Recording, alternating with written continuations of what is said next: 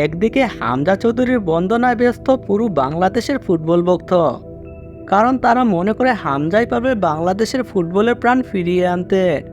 কিন্তু অন্যদিকে coach হাবিয়ের Cabrera জানালেন এক সাংঘাতিক তথ্য। তিনি বলেন, হামজা চৌধুরী মূল একাদশে থাকবেন কি না সেটা এখনও নিশ্চিত না। কোচ মনে করেন এই মুহূর্তে হামজা চৌধুরী দলের জন্য ফিট না, আর শেফিল্ড ইউনাইটেডের হয়ে খেলে আসার পর এখন তার বিশ্রামের প্রয়োজন। একদিকে ফাহমিদুলকে দল থেকে বাদ দিয়ে দেয়া এবং অন্যদিকে হামজার খেলা নিয়ে অনিশ্চয়তার কারণে বাংলাদেশের কোটি কোটি ফুটবল ভক্তরা এখন হতাশ। কারণ হামজা চৌধুরী আসার পর বাংলাদেশি দর্শকরা যে আশায় বুক বেঁধেছিল, সেই আশার গুঁড়ে বালি ঢেলে দিলেন বাংলাদেশের কোচ হাভিয়ের ক্যাবরেরা। আর ভারত বোধের সেই স্বপ্নটা মুহূর্তের মধ্যে ধ্বংস করে দিলেন কোচ হাভিয়ের ক্যাবরেরা।